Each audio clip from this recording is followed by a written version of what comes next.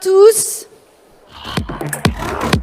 Pendant qu'on finit les derniers petits settings techniques et la mise en place de la présentation, j'en profite pour nous présenter nos deux speakers suivants. Donc pour ceux qui nous rejoignent, Florent Dambricourt, une passionnée du coaching, est ravie de vous avoir dans cette stream sur le coaching et le développement des compétences comportementales.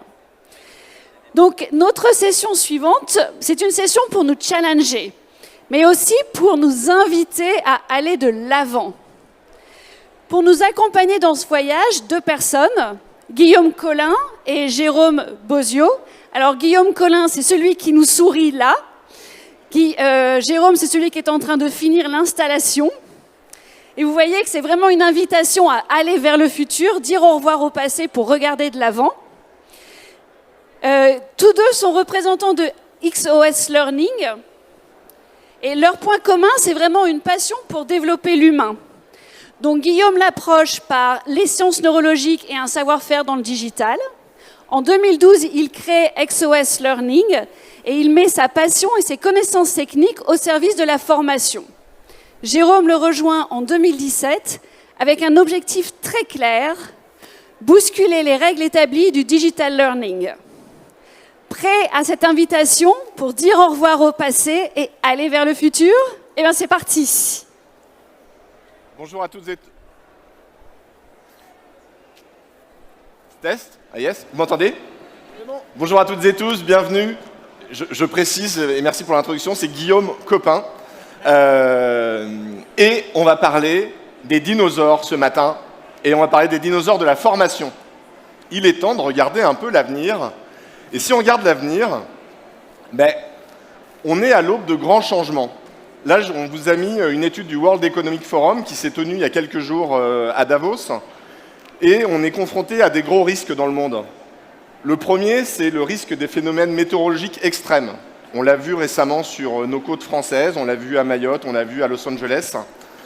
On a des risques de désinformation générés par l'IA, auxquels on est de plus en plus exposé.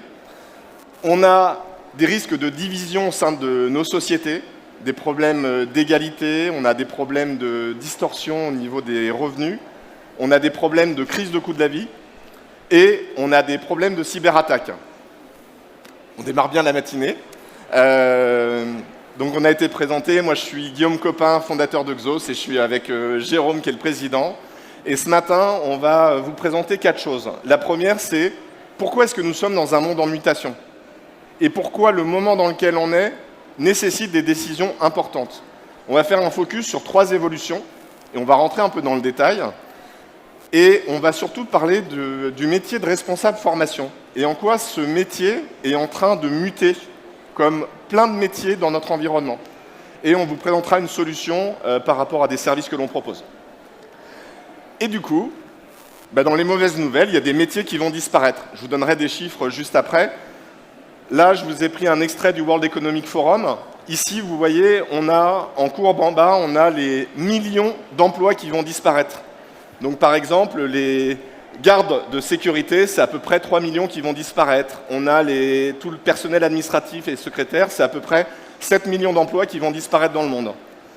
La bonne nouvelle, c'est pas une bonne nouvelle, il y a des emplois qui disparaissent, et à côté de ça, il y a aussi des emplois qui se créent, qui se développent.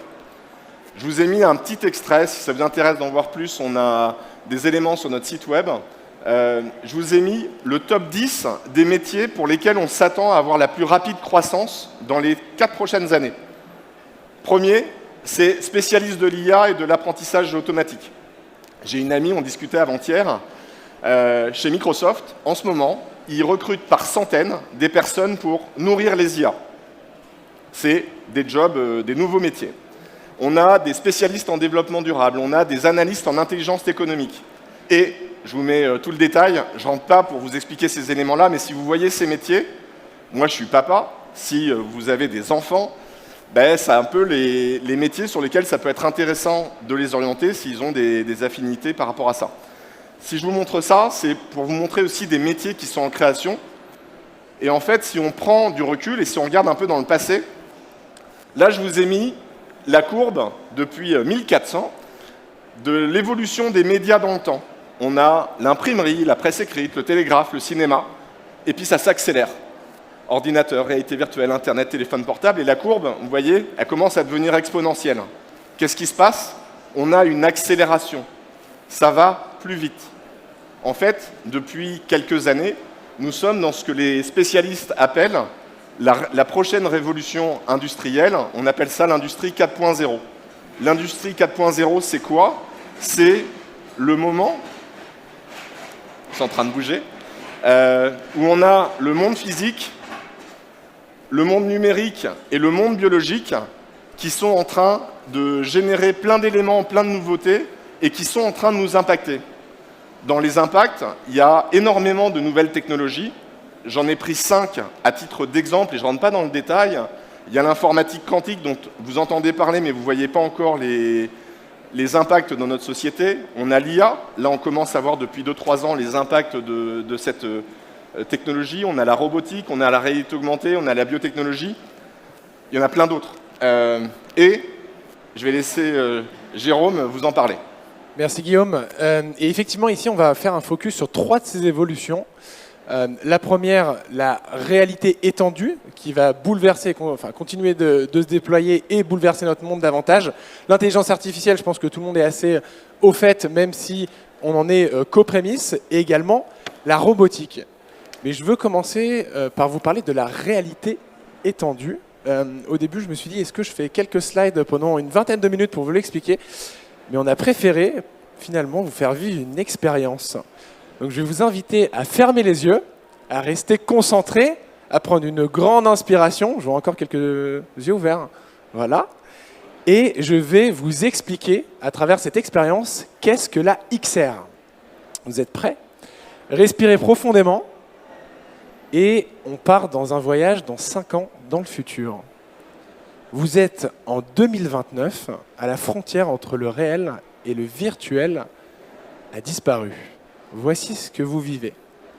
Imaginez-vous, vous vous réveillez chez vous, vous mettez vos lunettes XR aussi légères que vos lunettes de soleil.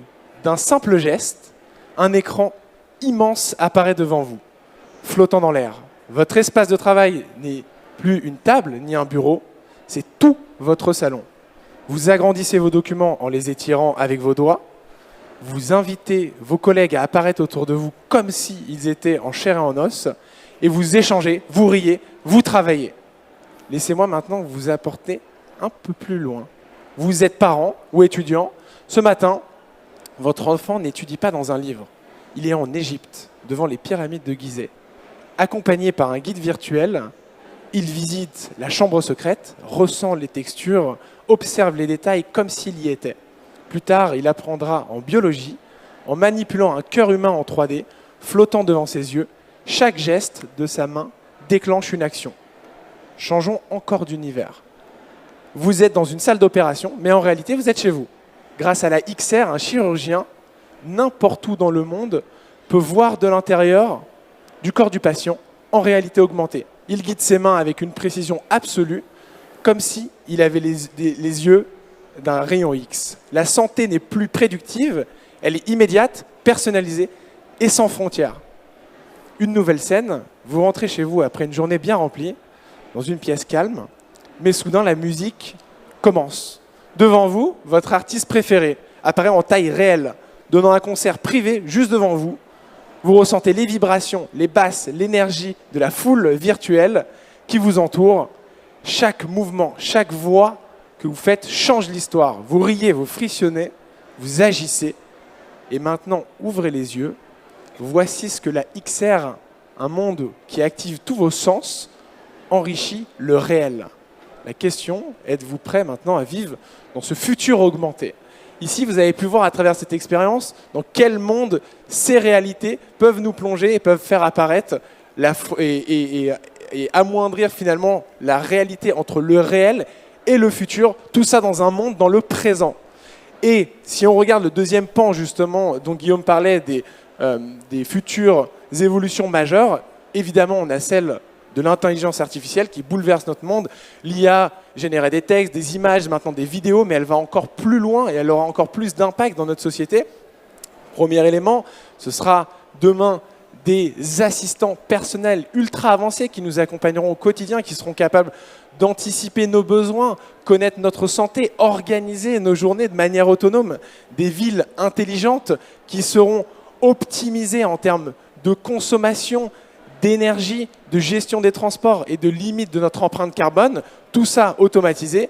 Et enfin, de l'éducation sur mesure avec un programme ou des parcours ou des modules ou des scénarios qui seront 100% adaptés à chacun d'entre vous ici présents. Et je vais repasser la main à Guillaume pour vous parler de la robotique en vous commentant une vidéo. Alors, si je vous parle de la robotique, on a le terme de robot. Le terme de robot, il est apparu dans les années 1920 dans une pièce de théâtre. Mais en fait, si on regarde, la robotique, finalement, elle est apparue dans l'Antiquité avec ce qu'on appelait les automates. Le plus célèbre d'entre eux, c'était un automate qui était le chevalier mécanique de Léonard de Vinci. Et il aurait été conçu en 1495, si on remonte dans le temps. C'était une véritable prouesse, il était capable de bouger ses bras, ses jambes et d'émettre des sons. Et quelques années plus tard, on a ce Français qui s'appelle Jacques de Vaucanson, et lui, il a créé le célèbre canard digérateur. Il était exposé au Palais Royal, et on pouvait voir le canard digérer devant tout son système digestif des éléments. 1795. Si on va un peu plus loin dans le temps, il faut attendre 1912 pour avoir vraiment ce qui est considéré comme le premier robot. C'était le chien électrique, et il était capable, en fait, non pas de reproduire des mouvements, mais de se déplacer en fonction de son interlocuteur. Donc là, on n'était plus dans de l'automatisme, on était dans des réactions par rapport à ces éléments-là. En 1939, on va avoir une nouvelle avancée majeure, c'est Electro. C'est un robot incroyable, il est capable d'effectuer 26 mouvements, il est capable de prononcer près de 700 mots, il est capable de gonfler un ballon, il est capable de fumer une cigarette. 1939. En 1942, si j'avance, on a Isaac Asimov, qui est très célèbre. Lui, qu'est-ce qu'il a fait? Il a fait une chose qui est importante et on va prendre du temps. Il a créé les 3 lois de la robotique. Un robot ne peut pas porter atteinte à l'humanité, ni par son inaction permettre que l'humanité soit exposée au danger. Un robot ne peut porter atteinte à un être humain, ni, restant passif, permettre qu'un autre être humain soit exposé au danger. Un robot doit obéir aux ordres que lui donne un être humain, sauf si ça rentre en conflit avec les lois 0, 1 et 2. Et enfin, un robot doit protéger son existence tant que cette protection n'entre pas en conflit avec les précédentes lois. Ça, c'est 1942. En 50, on a Turing, il publie ça. Et ça va donner lieu à quoi? Le fameux test de Turing. Dans le test de Turing, on essaye de voir à quel moment la machine est capable de tromper un être humain. Et là, les scientifiques vont essayer pendant des décennies de passer ce fameux test. Et on verra s'ils y arrivent.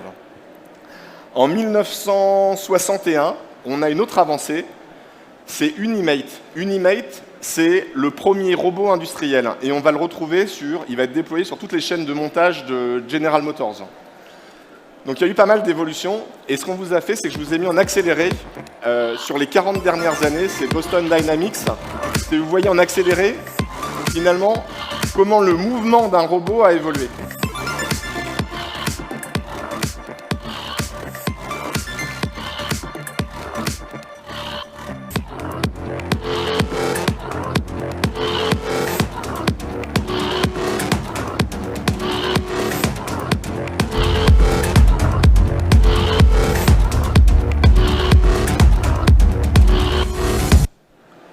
Et le fameux test de Turing, il a été passé en 2014. En 2014, une IA a réussi à se faire passer pour un être humain de 13 ans et à tromper le fameux test.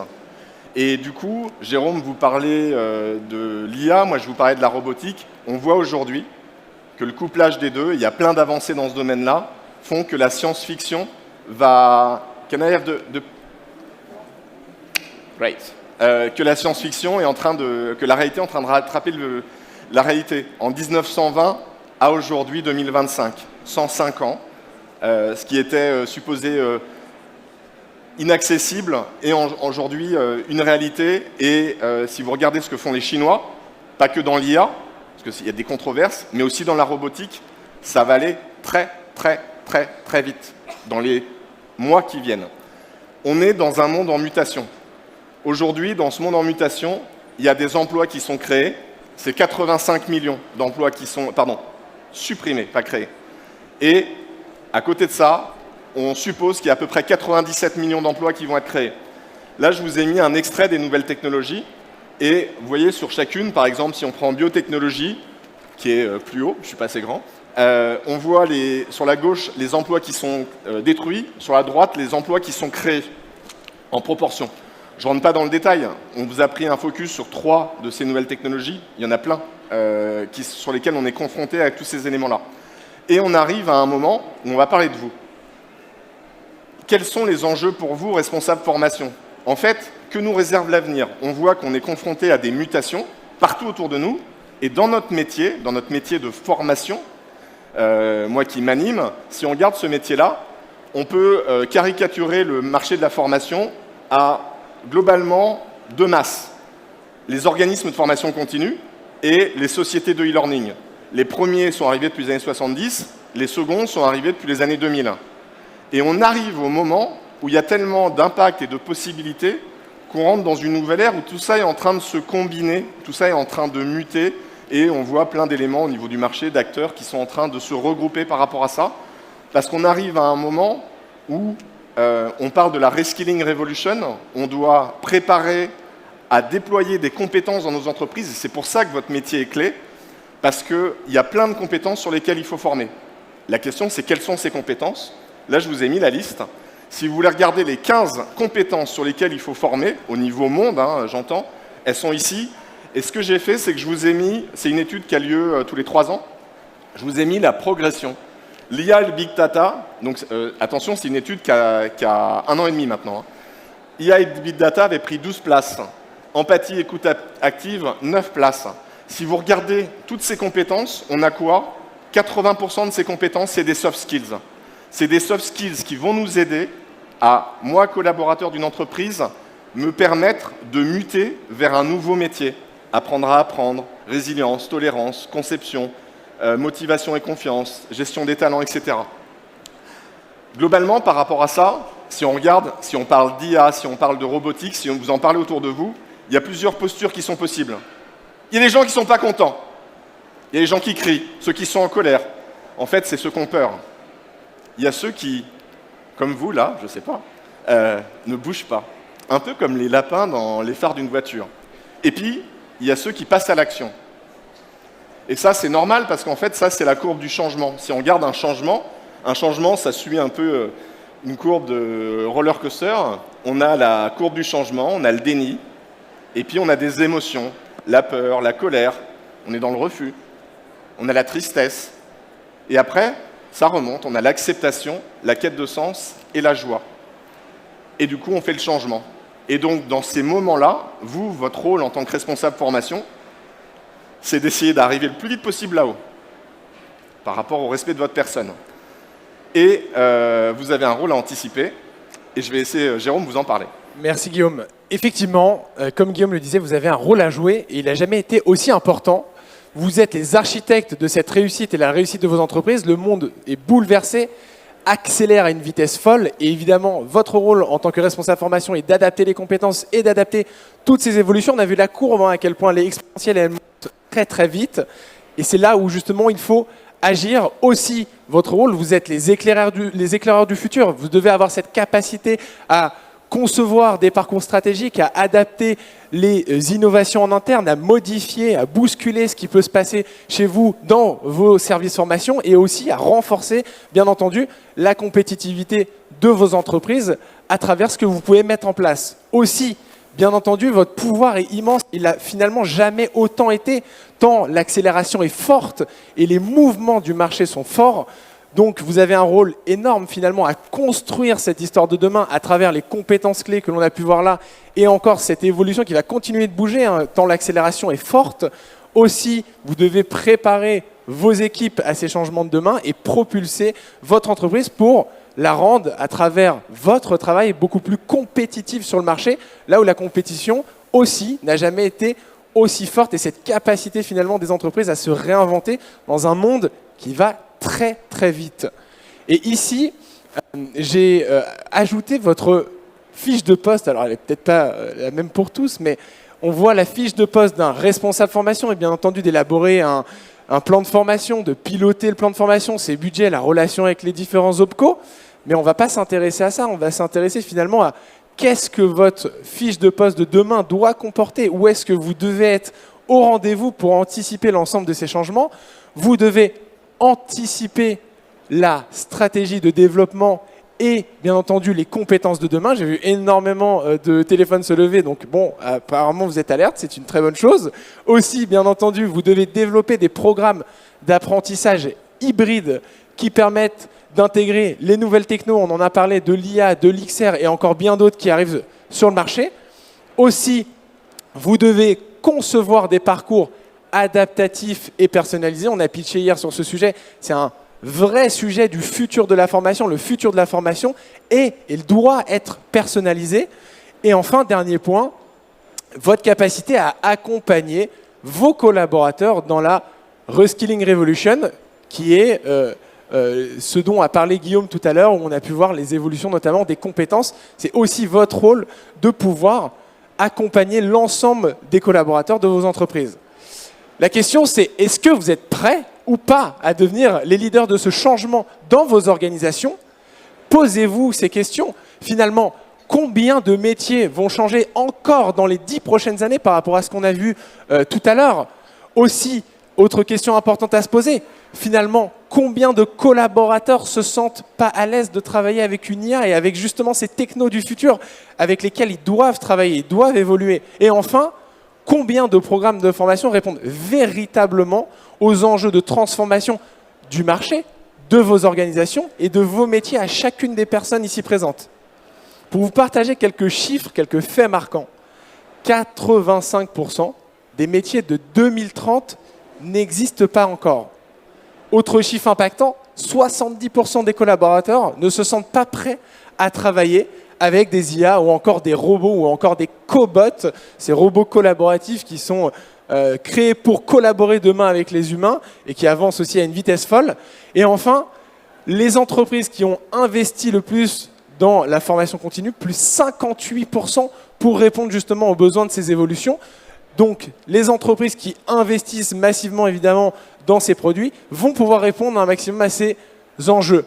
Et si je vous disais finalement que chaque seconde là qu'on vient de passer, chaque minute, si vous n'agissez pas, votre entreprise perd en compétitivité. Regardez les infos, je pense que c'était intéressant ce qui a été publié là récemment, juste avant le salon Learning Tech, sur notamment l'arrivée des IA chinoises. On le voit, ça va très très vite et vous avez un rôle à jouer. Et votre rôle, encore une fois, il n'a jamais été aussi important. Vous êtes les bâtisseurs de l'avenir pour justement les organisations dans un monde qui change. C'est à vous justement de l'aider à changer en boostant justement les talents pour les rendre beaucoup plus compétitifs, vos organisations les rendre beaucoup plus innovantes à un moment clé de l'histoire et enfin, bien entendu, de les rendre plus performants. Et pour cela, c'est votre rôle, mais aussi on peut vous accompagner avec un certain nombre de solutions pour venir booster tout ça. Mais avant de vous expliquer ces solutions, j'aimerais revenir sur notre why, notre pourquoi, pour ne pas utiliser trop d'anglicisme. Notre why, c'est quoi? C'est que dans un monde en constante évolution, on a la conviction que le capital humain est l'atout le plus durable et compétitif d'une entreprise. Ici, je reprends la matrice de notre marché, du marché de la formation. On voit deux blocs. Le bloc plutôt en haut à droite, synchrone présentiel des organismes de formation dits traditionnels et les sociétés de e-learning que l'on voit plutôt sur la partie distancielle asynchrone. Notre positionnement évolue aussi par rapport à ces changements et par rapport à nos convictions. Xos se positionne au centre avec cette conviction que la multimodalité et l'usage justement de toutes ces technos au service des apprenants est majeur et est le bon endroit pour accompagner ces changements.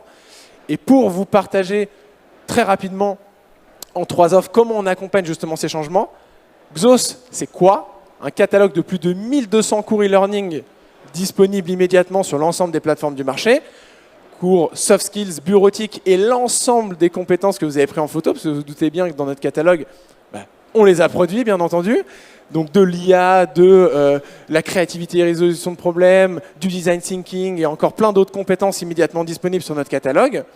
Deuxième activité, le sur-mesure, où je vois certaines personnes dans cette salle qu'on accompagne déjà, en sur-mesure sur de la conception métier vraiment très spécifique, où on est créateur donc, de contenu. Et enfin, dernière offre surhumain où on met à disposition des consultants pour vous accompagner sur l'ensemble de ces sujets. Surhumain, c'est quoi concrètement? C'est une offre qui permet, à travers nos consultants, d'apporter un regard, un œil externe à vos organisations, et ça, c'est vraiment précieux. Ce consultant aussi a la capacité, bien entendu, d'apporter des compétences spécifiques sur un temps donné. Tout ce qu'on a pu voir préalablement, bien entendu, nos consultants le maîtrisent et sont en capacité de l'implémenter pour aider les organisations sur un temps donné. Aussi, ces ressources sont activables en un claquement de doigts ou un coucou, si j'en reprends le pictogramme. Et également, leur rôle peut être de restructurer ou d'accompagner la création de nouveaux pôles ou de restructurer des pôles en interne. Pour vous donner une idée, en termes de profil, qu'est-ce que c'est? Qu'est-ce qu'on place le plus? Qu'est-ce qui est le plus demandé par nos clients? Bien entendu, des consultants experts au changement pour justement absorber ces mutations. Deuxième spécialiste les plus demandés, les spécialistes en IA, en XR. Comment on peut intégrer de l'IA dans nos dispositifs? Spécialistes de refonte de pôles de formation ou encore création d'universités internes. Et enfin, des chefs de projet et des concepteurs. Je vois les téléphones se lever, je vous laisse 2 petites secondes. Et enfin, quelle est la force finalement de nos consultants? Ça va être leur capacité à absorber des pics d'activité, à gagner du temps, évidemment, faire gagner du temps sur le recrutement, à adapter le temps de travail, c'est vous qui décidez. Vous activez, vous désactivez la ressource quand vous le souhaitez, facturer au temps réel et bien entendu, vous affranchir de toutes les démarches administratives. Mais enfin, pour finir, comment finalement faire partie de ces 58% des entreprises les plus performantes? On reprend votre fiche de poste. Sur les missions actuelles, comment un consultant peut vous aider? En allégeant votre charge de travail. Bon, ça c'est quand même assez agréable, surtout sur des pics d'activité, mais aussi en concevant des modules et des parcours sur mesure à travers des concepteurs pédagogiques ou encore des chefs de projet. Sur la partie anticipation stratégique, le consultant sera en capacité d'identifier les compétences clés et évidemment de les aligner par rapport à vos besoins futurs. Autre élément, comment développer les programmes d'apprentissage. Le rôle du consultant dans vos organisations, ça va être d'intégrer, de sélectionner et d'avoir cette connaissance sur les outils émergents ayant un fort impact. Enfin, sur la partie conception de parcours, comment maximiser l'engagement avec les nouvelles technologies à implémenter en interne. Et pour finir, comment accompagner cette Reskilling Revolution avec des profils qui sont en capacité, bien entendu, de transformer les compétences et faciliter la reconversion interne fondamentale. Et pour finir, je vous propose un petit cadeau avec un QR code qui va apparaître. 2 choses pour le salon. On a souhaité vous faire bénéficier pour les personnes qui souhaitent avoir des remises sur l'ensemble de notre catalogue e-learning, donc disponible sur les 1200 cours, dont les modules dont on a parlé, qui accompagnent les nouvelles compétences. Et enfin, une semaine offerte sur 3 mois de consulting avec donc un consultant qui pourra accompagner vos organisations sur une période donnée. Voilà, je vous laisse scanner. Et un dernier cadeau pour se retrouver sur notre stand. On vous met à disposition, par rapport à ce qu'on vient de voir, les 8 tendances qui façonneront le monde de la formation d'ici 2030. Vous pouvez passer en stand Q40, on vous le remettra. C'est un condensé de ce qu'on a pu voir ici. Et comme ça, vous pourrez aussi l'avoir au format PDF si vous le voulez. Merci beaucoup pour votre attention. Je vous remets le visuel s'il y en a des personnes qui n'ont pas encore scanné. Merci pour votre attention et on sera ravis de vous retrouver sur le stand Q40. Et si vous avez des questions, n'hésitez pas. Merci à tous.